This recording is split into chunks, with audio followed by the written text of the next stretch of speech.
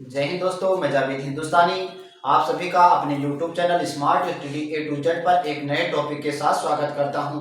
ये टॉपिक हमारा इतिहास का है। इतिहास में प्राचीन इतिहास है और प्राचीन इतिहास के हम पाषाण काल से शुरुआत करेंगे। ये हमारा वन शॉट वीडियो होगा जो एसएससी और जीडी के लिए भी महत्वपूर्ण है। अर्थात ये किसी शॉर्ट में कोई भी वनडे एग्जाम हो तो उसके लिए बहुत महत्वपूर्ण टॉपिक होने वाली है। तो सबसे पहले आज हम क्या पढ़ेंगे? पाषाण काल। पाषाण काल में हम पढ़ेंगे पाषाण। अब यहाँ आते हैं पाषाण। तो पाषाण क्या होता है? पाषाण का अर्थ क्या होता है? पाषाण का मतलब होता है क्या? पत्थर। हाँ, पाषाण का मतलब पत्थर और काल का मतलब समय। काल का मतलब समय, अर्थात जिस समय में पत्थर के औजारों का प्रयोग किया जाता हो उसे हम कौन सा काल कहते हैं? पाषाण काल। पाषाण काल कहते हैं। ठीक है, पाषाण काल कहते हैं। अब पाषाण काल में मानव का जैसे मुख्य कार्य क्या था? शिकार करना था जी। तो शिकार के लिए मानव जो औजार का प्रयोग करता था वो औजार किसके बने होते थे? पत्थर के बने होते थे, क्योंकि उस समय लोहे की खोज नहीं हुई थी। तो तभी से आदमी तो और ये जो हुआ करते थे औजार, ये बहुत भारी हुआ करते थे। ठीक है, अब ज्यादा गहराई में हम यहाँ प्राचीन इतिहास नहीं पढ़ा रहे हैं, हम केवल कॉम्पिटेटिव बेस पे आपको पढ़ा रहे हैं। तो कॉम्पिटेटिव बेस पे पढ़ाने के लिए हम यहाँ जो इसमें मेन पॉइंट है उसे ही पढ़ाएंगे, ज्यादा हम डेप्थ में नहीं जाएंगे। ठीक है, तो सबसे पहले पाषाण काल को हम कितने भागों में बांटते हैं? 3 भागों में बांटते हैं। ठीक है, 3 भागों में हमने इसे बांट दिया। किसको? पाषाण काल को। पहला हमारा हुआ पूरा पाषाण काल। क्या हुआ? पूरा पाषाण काल। पूरा का मतलब होता है पहले, पाषाण काल का मतलब पत्थर का समय, अर्थात पाषाण काल से जो पहले का समय हुआ करता था उसे हम पूरा पाषाण काल कहते थे। और उसके बाद के समय को हम क्या कहते थे? मध्य पाषाण काल। क्या कहते थे? मध्य पाषाण काल कहते थे। उसके बाद हमारा आता है, अब जब पहले कोई पुराना चीज आएगा उसके बाद में मीडियम वाला आएगा, फिर क्या आएगा? नया वाला आएगा। तो अब ये नव पाषाण काल आ गया। कौन सा काल आ गया? पाषाण सब में जुड़ रहा है, अभी नव पाषाण काल। ये तो हुए इसके पाषाण काल के ये महत्वपूर्ण काल हुए। अब उसके बाद में आते हैं पूरा पाषाण काल के मानव का जो मुख्य स्रोत था वो क्या था? शिकार ही था। क्या था? पूरा पाषाण काल में मानव का जो मुख्य भोजन का सोर्स था वो क्या था? शिकार पर मानव डिपेंड था। तो इसी कारण पूरा पाषाण काल को कौन सा काल कहते हैं हम? आखेटक काल कहते हैं। कौन सा काल कहते हैं? आखेटक। आखेट का मतलब जिसे धनुष बाढ़ चलाने वाला, और का इसमें लग गया तो आखेटक। आखेटक का मतलब होता है शिकारी। ठीक है, शिकारी। तो इसी कारण हम पूरा पाषाण काल को आखेटक काल कहते हैं। कौन सा काल कहते हैं? आखेटक काल कहते हैं, क्योंकि इस काल में मानव मुख्य कार्य शिकार करके तथा भोजन संग्रह करना था। संग्रह का मतलब होता है कलेक्शन करना। क्या होता है? संग्रह का मतलब होता है कलेक्शन करना, अर्थात किसी चीज को इकट्ठा करना। तो आदमी जो पूरा कभी जैसे शिकार पे गए तो शिकार लग गया तो काफी इकट्ठा कर लिया अपना खाने का सामान, तो इसे संग्रह काल भी कहा जाता है। ठीक है, इसे संग्रह कलेक्शन टाइम भी कहा जाता है। किसको? पूरा पाषाण काल को। तो मुझे उम्मीद है कि ये इतना तो आपको बिल्कुल एकदम कंसेप्ट एकदम सही से एकदम समझ में आ गया होगा। अब उसके बाद में हम आते हैं पूरा पाषाण काल में ही, जैसे पूरा पाषाण काल में जैसे मान लेते हैं कि 36,000 ईसा पूर्व, आज से लगभग राउंड फिगर में 4,000 वर्ष पहले होमोसेपियन मतलब होमोसेपियंस ज्ञानी मानव का प्रादुर्भाव या उद्भव पृथ्वी पर हो गया था। तो होमो का मतलब होता है, होमो एक मानव की प्रजाति है, मानव प्रजाति। और सेपियंस के मतलब होता है, सेपियंस का मतलब जात होता है या ज्ञानी। सेपियंस का मतलब होता है ज्ञानी, अर्थात जो ज्ञानी मानव हुआ करते थे उन्हें हम होमोसेपियंस कहते थे। और इनका प्रादुर्भाव पृथ्वी पर आज से 36,000 ईसा पूर्व हो चुका था। ठीक है, अब उसके बाद में आते हैं मानव द्वारा जो प्रथम पालतू जो जानवर बनाया गया, मानव द्वारा प्रथम पालतू जो जानवर बनाया गया वो पालतू जानवर कुत्ता था। ठीक है, तो अगर कहीं ये ज्यादातर एग्जाम में पूछा जाता है ये सब सवाल कि मानव द्वारा पहली बार पालतू जानवर कौन सा बनाया गया, तो वो पालतू जानवर हमारा मानव द्वारा सबसे पहले प्रयोग किया जाने वाला जानवर कौन था? कुत्ता था। ठीक है, अब इसी में ऑप्शन दे देगा कुत्ता, बिल्ली, हिरण, हाथी, तो इसी तरीके से हमें कुत्ता मानना है। अब उसके बाद में आता है मानव द्वारा प्रयोग किया जाने वाला, मानव द्वारा प्रयोग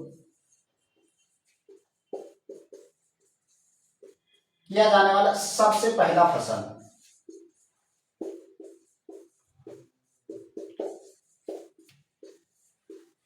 तो इसमें ऑप्शन दे देगा गेहूं, मक्का, बाजरा या जौ। तो इसमें हम क्या मारेंगे? जौ। मानव द्वारा सबसे पहला प्रयोग किया जाने वाला जो फसल था पृथ्वी पर, मानव ने अगर किसी खाने के लिए अगर फसल में कोई चीज प्रयोग किया था तो वो जौ था। अब उसके बाद में हम आते हैं धातु पर कि मानव ने पृथ्वी पर सबसे पहले कौन सी धातु का प्रयोग किया, तो ये धातु हमारी तांबा थी। कौन सी? तांबा। अब इसके बाद में इसीलिए पाषाण काल को ताम्र काल भी कहा जाता है, आगे हम पढ़ेंगे।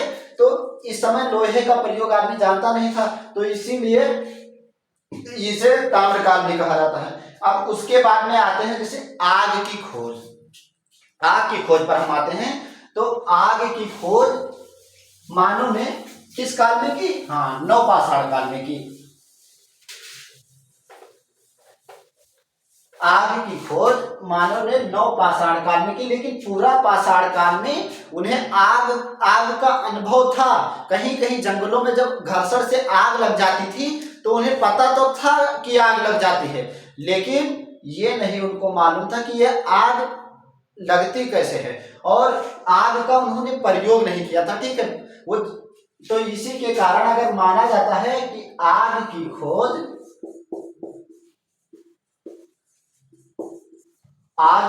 किस काल में हुई, तो आग की खोज हमारी हुई नवपाषाण काल में। नवपाषाण काल में। अब उसके बाद में आता है एक और कि पहिए, ये पूछ लेगा तुरंत कि पहिए की खोज।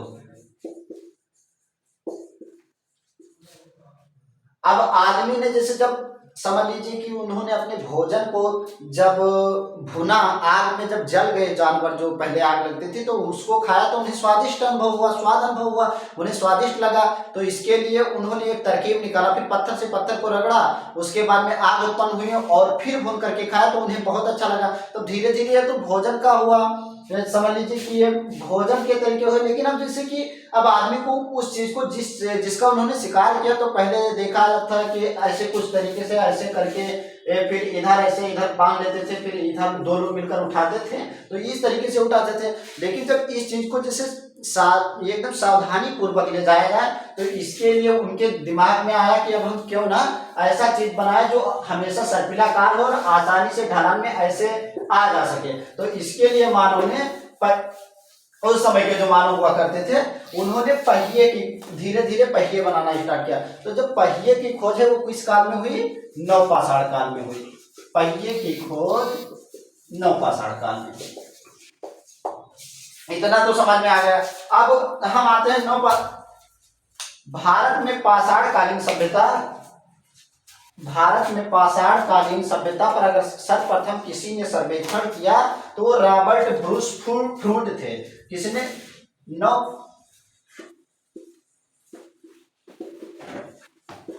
भारत में नवपाषाण काल पर अगर किसी ने सबसे पहले अगर सर्वेक्षण किया तो रॉबर्ट ब्रूस थे। ये नाम भी आ सकता है, और ये भी आ सकता है कि इन्होंने किस सन में किया था। तो रॉबर्ट होम ब्रूस कहीं कहीं पर लिखा है, कहीं कहीं पर लिखा होगा रॉबर्ट ब्रूस। तो 1836 ईस्वी में इन्होंने इस पर रिसर्च करके फिर लिखा।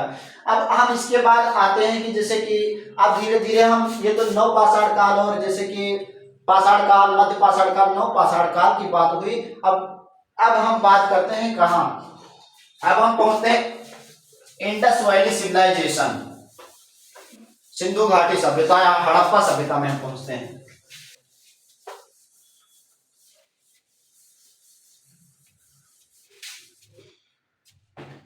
हड़प्पा सभ्यता।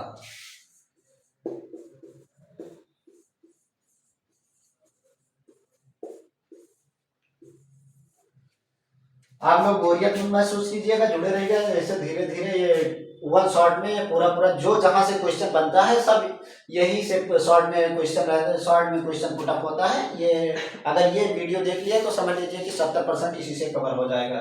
तो अब हम बात करते हैं हड़प्पा सभ्यता में। तो हड़प्पा सभ्यता में सिंधु घाटी सभ्यता या हड़प्पा सभ्यता, तो इसमें हम सबसे पहले आते हैं कौन से नगर पे? हड़प्पा पे, हड़प्पा नगर। तो हड़प्पा की खोज किसने की? दयाराम साहनी ने। किसने? दयाराम साहनी ने। किस ईस्वी में? 1921 ईस्वी में। और इसी के साथ साथ कहीं कहीं पर लिखा रहता है माधव स्वरूप वत्स। माधव स्वरूप वत्स, माधव स्वरूप वत्स और दयाराम साहनी दोनों ने मिलकर के, समझ लीजिए कि ये दोनों जैसे कि एक सर जॉन मार्शल हुआ करते थे जो अभियंता थे, उन्हीं के अंडर में ये कार हो रहा था, खुदाई का काम चल रहा था। तो उस समय ये दोनों लोग उसके कर्मचारी थे, तभी तभी ये हड़प्पा सभ्यता की खोज हुई। तो मेन श्रेय इनको जाता है दयाराम साहनी को और माधव स्वरूप वत्स को। तो 1921 ईस्वी में, किस ईस्वी में? 1921 ईस्वी में हड़प्पा सभ्यता की खोज दयाराम साहनी के द्वारा की गई। ठीक है। अब उसके बाद में आते हैं, ये पूछ लिया जाता है कि ये हड़प्पा सभ्यता है, ये हड़प्पा है, ये कहां पर स्थित है? तो हड़प्पा इस समय पाकिस्तान में है। कहां है?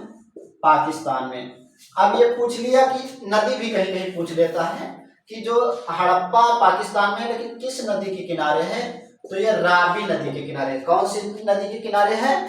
तो जो हड़प्पा है ये पाकिस्तान में सिचुएटेड है और रावी नदी के किनारे है। कौन सी नदी? रावी नदी के किनारे। अब उसके बाद में हम आते हैं,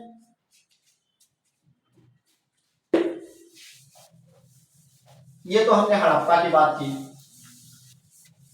तो अब हम आते हैं मोहनजोदड़ो। मोहनजोदड़ो,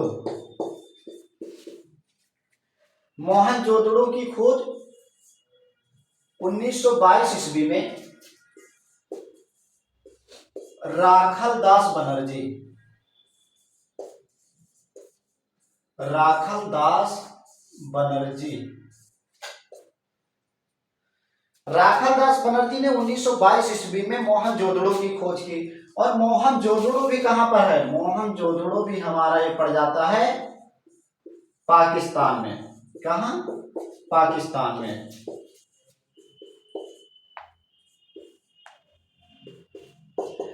ये किस नदी के किनारे है? तो ये हमारा पड़ जाएगा सिंधु नदी के किनारे। और हमने, ये तो हमारा सिंधु नदी हो गया। और हमने बताया था कि जैसे कि हड़प्पा की नदी के किनारे है, हड़प्पा की हाँ, रावी नदी के किनारे है, सही बताया, रावी नदी के किनारे है। अब हम आते हैं, हाँ, औजारों में ये तो हमने सब बता दिया। अब इतना महत्वपूर्ण जो चीज उठता है, पुटअप होता है क्वेश्चन, कहां से? और इसके बाद हम आते हैं कि जैसे कृषि का साक्ष,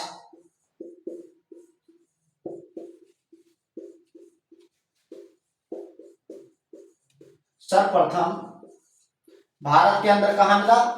तो मेहरगढ़ में। कहां? मेहरगढ़ में। अगर कृषि का साक्ष्य भारत में अगर सबसे पहले पूछा जाए तो कहां है? मेहरगढ़ में। और उसके बाद में आता है भारत के अंदर, जैसे यूपी में रंगपुर या इलाहाबाद के पास में एक चिंदान करके ऐसे कुछ नाम है, वहां पर हड्डी से बनाए गए औजार प्राप्त हुए हैं।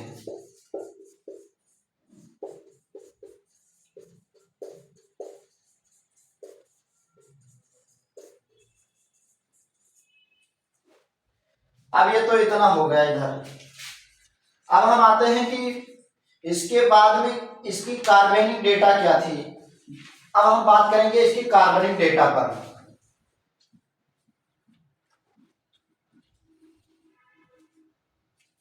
तो कार्बनिक डेटा जो होता है इसका जो कालक्रम तो अलग अलग विद्वानों ने सिंधु घाटी सभ्यता की अलग अलग डेटिंग रखी है।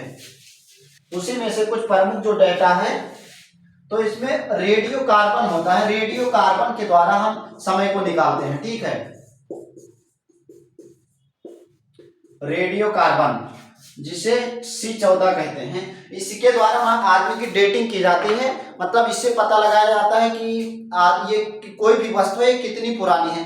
जब कोई आदमी हो या कोई वस्तु हो तो उसके अंदर जैसे कि आदमी के अंदर कार्बन हमेशा इंक्रीज होता रहता है। कभी आप देखे होंगे कि जैसे कोई आदमी अगर डेड हो जाता है उसके बाद भी उसकी शरीर पूरा जैसे जब जाम हो जाता है, काला पड़ जाता है, तो हमेशा जैसे जो कार्बन होता है तो कार्बन हमेशा वो एक्टिव रहता है। तो इससे जैसे पता लगाया जा सकता है कि किस तरीके से ये कितने साल में, इसका एक एवरेज होता है कि ये इतने साल में इतना जैसे कि कार्य करेगा, तो उसी के हिसाब से ये पता लगाया जा सकता है कि ये कितनी साल पुरानी वस्तु है।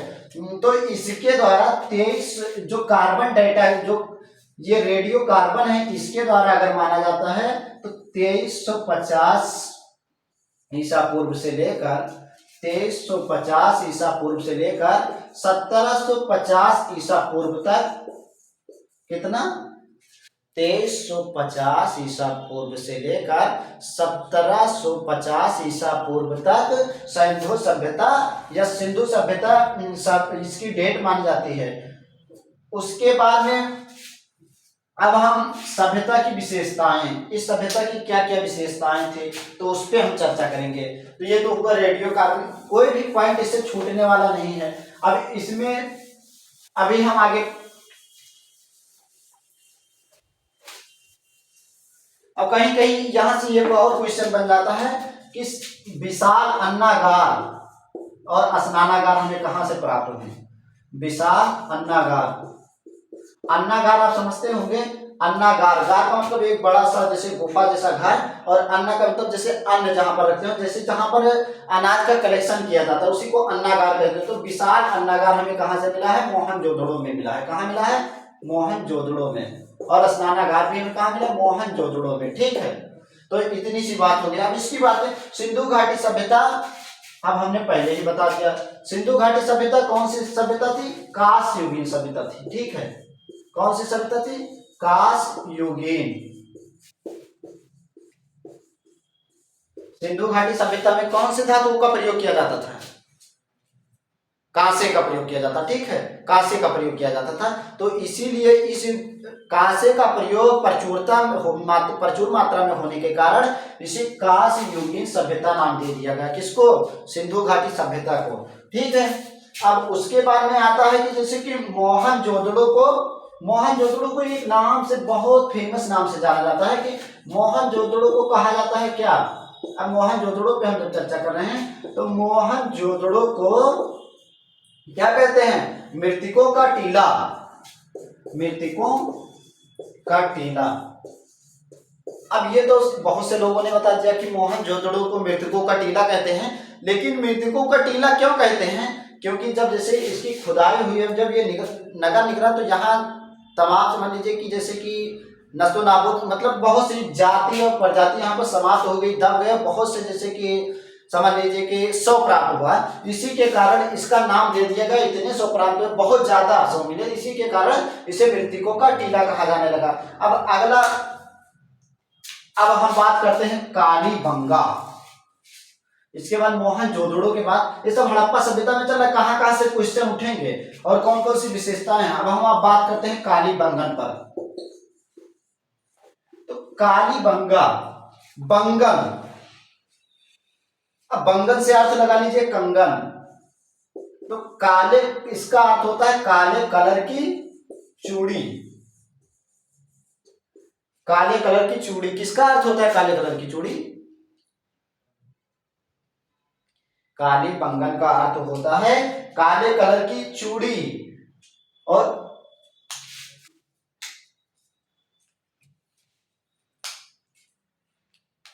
अब ये बात आती है कि जैसे कि हड़प्पा सभ्यता में कौन सी सब, जैसे ये सत्ता कितने प्रकार की होती है, दो प्रकार की होती है। क्योंकि एक कौन होती है, मात्र सत्तात्मक,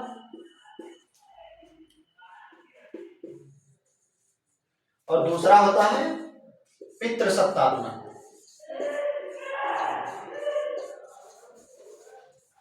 तो मात्र सत्तात्मक सत्ता उसे कहते हैं जिसमें जैसे कि जो शासन का मुख्य बागडोर हो महिलाओं के हाथ में हो, उसे हम क्या कहेंगे, मात्र सत्तात्मक सत्ता।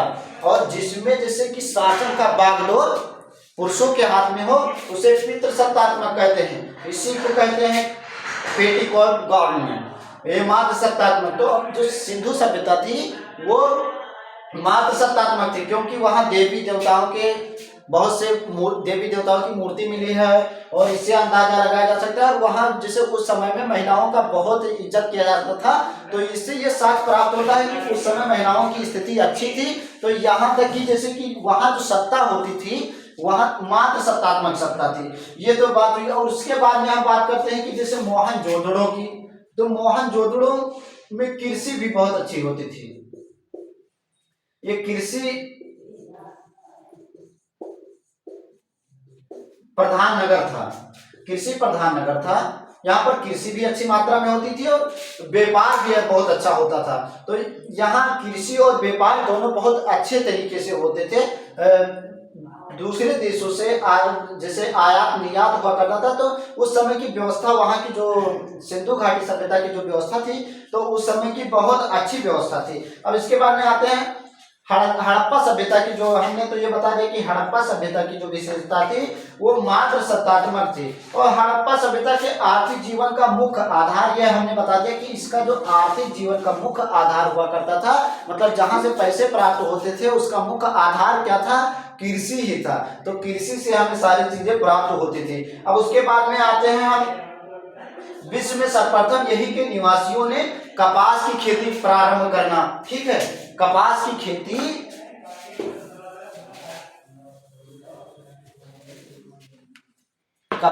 खेती सबसे पहले कहां पर प्रारंभ होती है, यही सिंधु सभ्यता में। सिंधु सभ्यता के लोग, अगर आपसे पूछ लिया जाए कि कपास के सबसे ज्यादा कहां उत्पादन हुआ, तो सबसे पहले कहां अपनाया गया, तो सिंधु सभ्यता में। सिंधु सभ्यता में इसे कपास को सिंडन कहा जाता था। क्या कहा जाता था, सिंडन। तो सिंडन, ये भी कारण कई इतिहासकार मानते हैं। अच्छा, ये नोट कर लीजिए कि कपास को सिंडन कहते थे। सबसे पहले कपास सिंधु घाटी में ही सबसे पहले उपजाया गया। बहुत से लोग मानते हैं कि सिंडन का बदला हुआ रूप ही सिंधु, इस तरीके से यहाँ कपास अत्यधिक मात्रा में उपजाया जाता था और कपास को सिंडन कहते थे। तो इसी कारण इसका नाम सिंधु घाटी सभ्यता पड़ा होगा। अलग अलग लोगों का अलग अलग मत है। अब हड़प्पा सभ्यता के, अब इसके बाद में माप तोल की इकाई आती है। तो माप तोल में भी, और यहाँ हड़प्पा सभ्यता की जैसे कि मोहरें जो होती थी, हड़प्पा सभ्यता की मोहरों के बारे में बात अगर किया जाए, तो हड़प्पा सभ्यता की जो मोहरें होती थी, मोहर आप लोग समझते होंगे,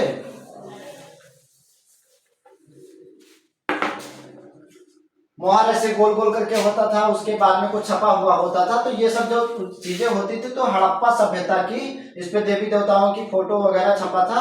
और हड़प्पा सभ्यता के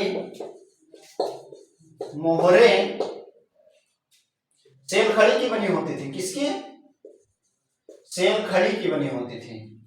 तो ये नोट करने वाली बात है कि हड़प्पा सभ्यता की जो मोहरें होती थी वो सेल खड़ी की बनी होती थी। और हड़प्पा सभ्यता में लोग दाहिने से बाईं तरफ लिखते थे। लोग, हड़प्पा सभ्यता के लोग जो होते थे वो दाहिनी से बाईं ओर की तरफ लिखते थे, और इनके लिपि को अभी तक पढ़ा नहीं गया है। ठीक है, अब इतनी बात समझ में आई। अब और हड़प्पा सभ्यता में सबसे बड़ी बात है कि हड़प्पा सभ्यता के लोग जैसे मृतकों को दफनाते थे और कहीं कहीं जलाते भी थे। तो इस तरीके से पता चलता है कि हड़प्पा सभ्यता में दोनों तरह की प्रथा थी। वहां के लोग मृतकों को जलाते भी थे और दफनाते भी थे। और उसके बाद में लिपि पर आते हैं, तो लिपि हड़प्पा, हाँ इतना तो हमने बता दिया। लिपि भी बता दिया कि दाहिने से बाईं ओर। हाँ, हड़प्पा सभ्यता की लिपि भाव चित्रात्मक थी। हड़प्पा सभ्यता की लिपि कैसी थी, अब हम लिपि पे अगर बात करें, तो हड़प्पा सभ्यता की जो लिपि थी वो भाव चित्रात्मक थी। उसे हम पढ़ नहीं सकते थे। भाव चित्रात्मक का मतलब होता है कि हम इसे पढ़ नहीं सकते, मतलब जैसे चित्र को देखकर ये भाव उत्पन्न कर सकते हैं कि इस चित्र के माध्यम से शायद यही चीज बताया होगा इन्होंने। तो ये क्या बता सकते हैं कि जो हड़प्पा सभ्यता की जो लिपि थी वो कौन सी थी, भाव चित्रात्मक लिपि थी। ठीक है, और यह लिपि प्रथम पंक्ति में दाएं से बाएं तो हमने बता ही दिया। इस लेखन पद्धति को पृष्ठभोधम कहा जाता था। क्या कहा जाता था, बहुत बड़ी बात है, ये नोट कर लीजिएगा। जो हड़प्पा सभ्यता की लिपि थी किधर से लिखी जाती थी, हाँ दाहिने से बाईं तरफ। ठीक है, और इसे क्या कहते थे, पृष्ठभोधम कहते थे। ठीक है, पृष्ठभोधम किसको कहते थे, अगर कहीं पर बन गया, समझ लीजिए छपने वाला है कि पृष्ठभोधम क्या होता था हड़प्पा कालीन सभ्यता में, तो उसमें दे दिया जाएगा कि ये मोहर थी या एक जैसे लिपि थी, या समझ लीजिए कि किसी दैवीय चित्रांकन था, कुछ भी इस तरीके से कुछ भी कर सकता है। अब उसके बाद में हम आते हैं कहाँ, ये तो हमने बात कर ली हड़प्पा सभ्यता पर, इतना सारा कुछ।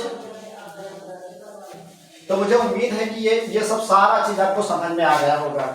जो चीज फुटअप होता है वो चीज हमने बता दिया आपको। अब हम बात करते हैं वैदिक सभ्यता।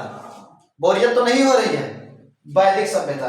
अब वैदिक काल का विभाजन हम दो भागों में करते हैं। ठीक है, वैदिक काल का हम विभाजन दो भागों में करते हैं।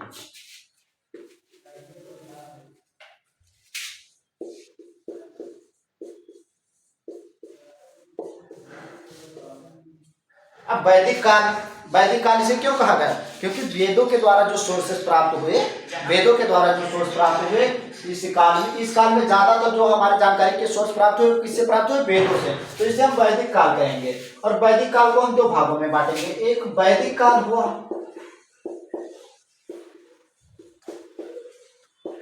और एक हमारा हुआ क्या, उत्तर वैदिक काल। ऐसे सीरीज से जुड़े रहिए, पूरा इसी ये वन शॉट में पूरा खत्म कर देंगे। तो वैदिक काल का अगर कहीं समय अगर आपसे पूछ लिया जाए तो 1500 से 1000 ईसा पूर्व, ये कौन सा काल है हमारा, ये वैदिक काल है। 1500 से 1000 ईसा पूर्व ये हमारा वैदिक काल है। और उसके बाद में हमारा आता है 1000 से 600 ईसा पूर्व, 1000 से 600 ईसा पूर्व ये हमारा आता है उत्तर वैदिक काल। वैदिक काल, उत्तर वैदिक काल का मतलब वैदिक काल के बाद का काल। तो नोट कर लीजिएगा, ठीक है, कि वैदिक काल हमारा 1500 से 1000 ईसा पूर्व, और उसके बाद में हमारा जो उत्तर वैदिक काल आता है वो हमारा आता है 1000 से 600 ईसा पूर्व तक। और अब बात आते हैं इस काल में हम अध्ययन किसका करेंगे, आर्यों का अध्ययन करेंगे। जो बाहर से मध्य एशियाई से लोग आए थे उनके बारे में वैदिक काल में ज्यादा उत्तर वगैरह मिलता है। तो ये हमारे बहुत प्रसिद्ध विद्वान हुआ करते थे, मैक्स मूलर। क्या नाम था उनका, मैक्स मूलर। यही एक लिखित साक्ष्य जो प्रमाण देते हैं कि जैसे आर्य का कोई निश्चित, कोई लोग मानते हैं आर्य भारत के निवासी थे, कोई बोलते हैं कि जैसे बाहर से आए थे, तो कोई कहीं से। तो मैक्स मूलर जो मानते थे कि जो आर्य थे वो मध्य एशिया से आए थे। कहां से आए थे, मध्य एशिया के निवासी थे आर्य। किनके द्वारा, किन्होंने कहा, मैक्स मूलर ने कहा। मैक्स मूलर ने क्या कहा कि जैसे कि जो आर्य लोग आए थे वो भारत में सबसे कहां से आए थे, वो आए थे मध्य एशिया से। अब उसके बाद में आते हैं भारत में, जो भारत में सबसे पहले जो आर्य आए ये कहां बसे, भारत में सबसे पहले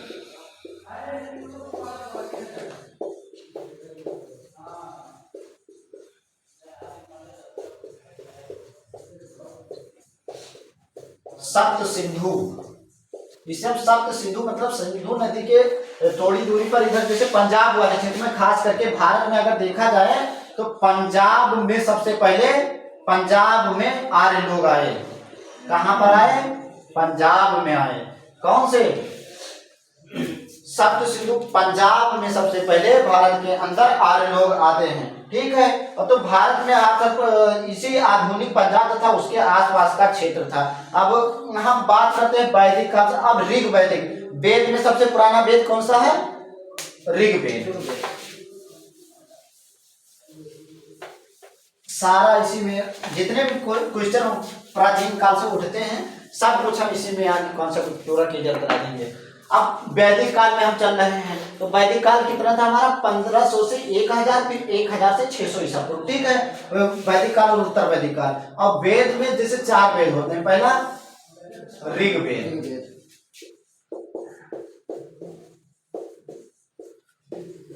उसके बाद यजुर्वेद, उसके बाद हमारा आता है सामवेद, उसके बाद हमारा आता है कौन सा, अथर्ववेद। हाँ,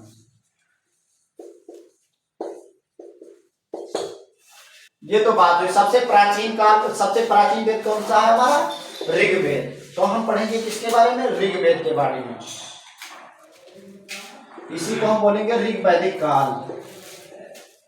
क्या कहेंगे, ऋग वैदिक काल कहेंगे, ठीक है, ऋग वैदिक काल। थोड़ा पेज पलट लेते हैं, हेडिंग।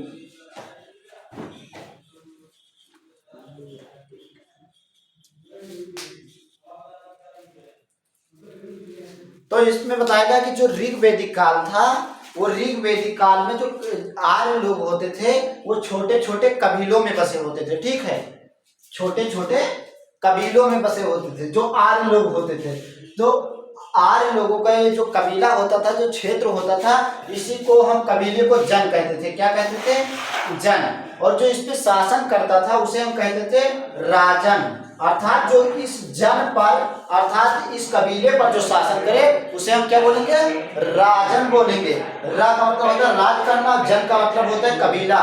अर्थात जिस कबीले पर अगर कोई राज करे उसे हम राजन कहते थे, ठीक है। अब ये तो बात हो गई, कबीले के शासन को राजन कहते थे।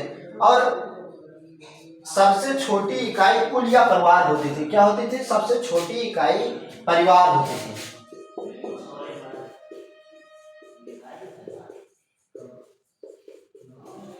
वो इस तरीके से समझाते हैं, दूसरे तरीके से कॉन्सेप्ट लंबा हो जाएगा, तो इससे कि आपको आसानी से समझ। इतना तो कॉन्सेप्ट क्लियर हो गया होगा ना, कि जैसे जो आज लोग होते थे वो छोटे छोटे कबीलों में बसे होते थे, और इन कबीलों को जन कहा जाता था। जो जो पूरे कबीले पर राज करता था उसे हम राजन कहते थे। और उसमें जैसे कि ये हुआ परिवार, सबसे पहली इकाई। फिर उसके बाद में एक आता है, परिवार के बाद आता है, क्या आता है, कुल। क्या आता है, कुल। परिवार के बाद आता है कुल, और कुल को मिलकर ग्राम बनाते हैं, ग्राम, ठीक है। और ग्राम के बाद में आता है, ग्राम बनता है तो जिसका प्रधान, ग्राम के प्रधान को क्या कहते हैं, ग्रामणी पहले कहते थे, ग्राम प्रधान को ग्रामणी कहते थे। जिस तरीके से जन के मुखिया को राजन कहते थे, उसी तरीके से जो ग्राम का मुखिया होता था उसे हम क्या कहते थे, ग्रामणी कहते थे। उसके बाद में जैसे कई ग्राम मिलकर के 20 बनाते थे, जिसका कई ग्राम मिलकर के, अभी तो ग्राम हो गया, ग्राम के मुखिया को ग्रामणी, और कई ग्राम मिलकर के 20 बनाते थे। 20 के मुखिया को विस्पत कहते थे। विस्पत क्या कहते थे, विस्पत क्या कहते थे, नोट कर लीजिएगा, विस्पत कहते थे। जैसे जो कुल होता था, कुल से ग्राम बना, तो ग्राम के मुखिया को ग्रामणी कहते थे। और उसके बाद में जैसे कई गांव मिलकर के 20 बना, और 20 के मुखिया को क्या कहते थे, विस्पत। तो इतना नोट कीजिएगा, विस्पत।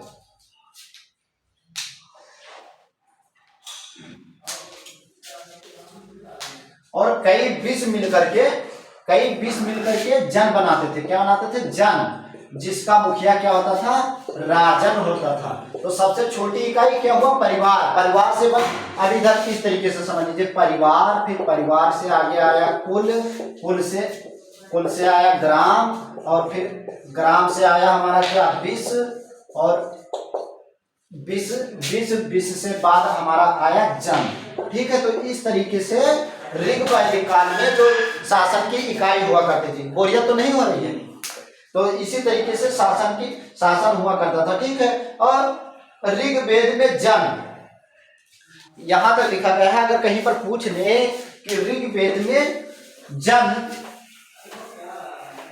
अर्थात कबीला, इसका उल्लेख कितनी बार आया है,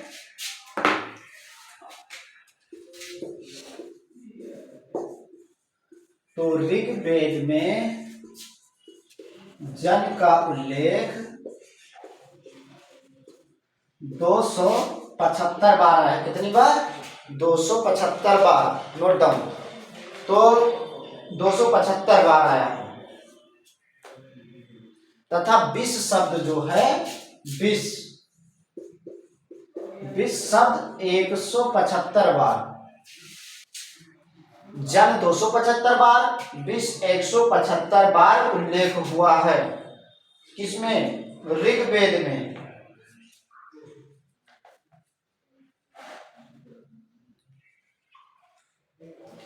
और ऋग्वैदिक काल में जो परिवार हुआ करता था वो पितृसत्तात्मक हुआ करता था। पितृसत्तात्मक।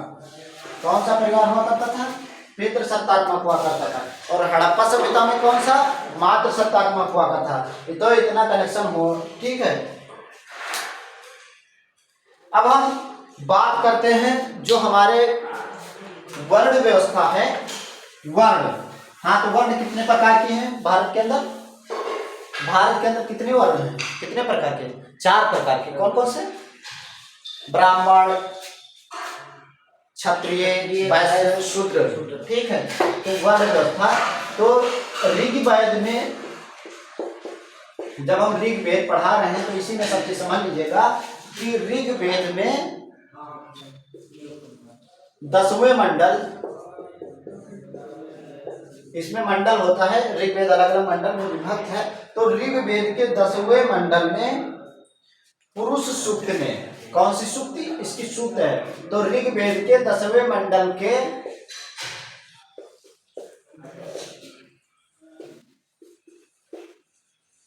पुरुष सूक्त में वर्णों का उल्लेख किया गया है।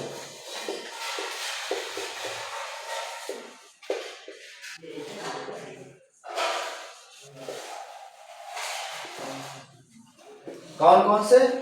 ब्राह्मण पहले पे आ गया, ब्राह्मण। दूसरे पे क्षत्रिय, तीसरे पे वैश्य, जिसे वैश्य कहते हैं, चौथे पे शूद्र। अब ये तो गहराई में जाने की कि ब्राह्मण का क्या कार्य होता था, इनका कार्य, इनका तो ब्राह्मण का जो काम होता था तो वो यज्ञ करना और उसके बाद में भिक्षा मांगना, ये सब कार्य हुआ करता था। क्षत्रिय का अपने राज्य की रक्षा करना और वक्त पड़ने पर युद्ध करना और लोगों की देखभाल करना। तीसरा इनका जो वैश्य होते थे, इनका जिसे वणिया बोलते हैं, वणिया समाज में इस तरीके से मतलब व्यापार करना।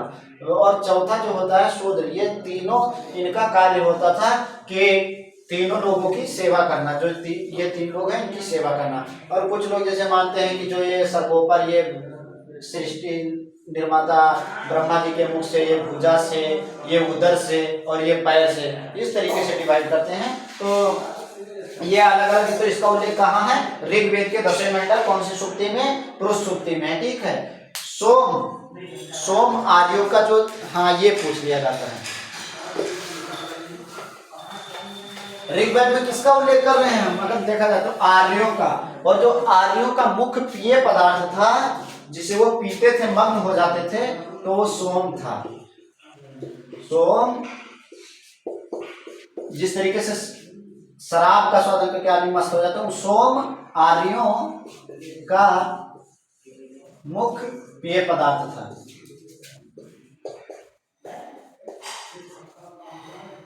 और जो मुख्य फसल थी इनकी, ये जौ थी आर्यों की। तो ऋग्वेद में, हाँ, जौ मुख्य खाद्य पदार्थ था। समाज में स्त्रियों की स्थिति अच्छी थी।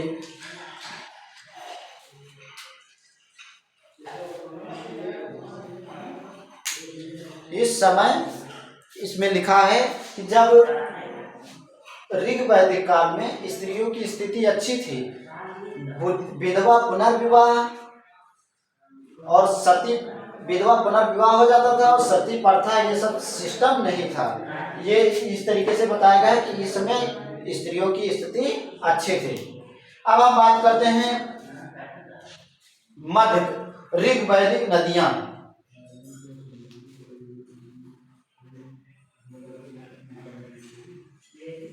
तो ऋग्वेदिक नदियां जो होती थी वो जो झेलम होती थी, झेलम, इसे वितस्ता कहते थे। क्या कहते थे? ऋग्वेद में झेलम नदी के लिए शब्द प्रयोग हुआ है वितस्ता। और जो चिनाब नदी है इसे अस्कनी कहते थे। क्या कहते थे? अस्कनी। नोट कर लीजिए, साइड हो गए।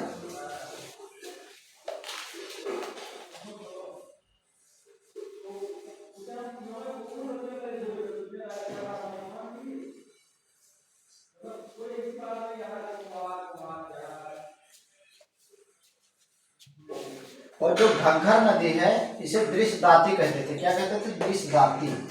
ये तो हुआ नदियों की बात ऋग्वेद में। तो झेलम के लिए वितस्ता और चिनाब नदी के लिए अस्कनी और घग्गर के लिए दृश्यपाता। ठीक है, ये सब किसके लिए? नदियों के लिए प्रयोग किया जाता था।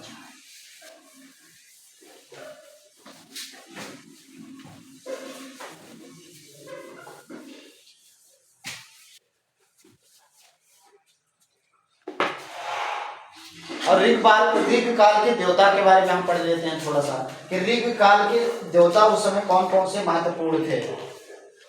तो ऋग वैदिक काल में सबसे ज्यादा अगर देवता में अगर किसी का महत्व दिया जाता है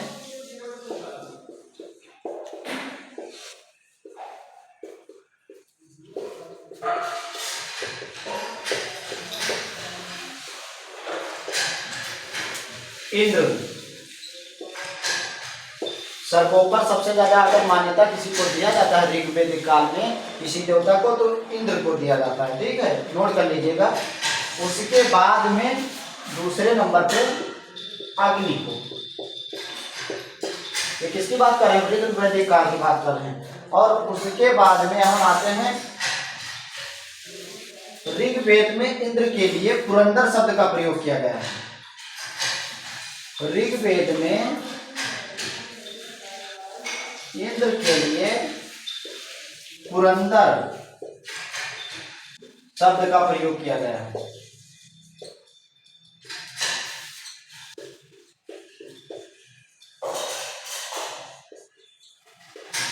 जिसका अर्थ होता है किलों को तोड़ने वाला, किला को तोड़ने वाला।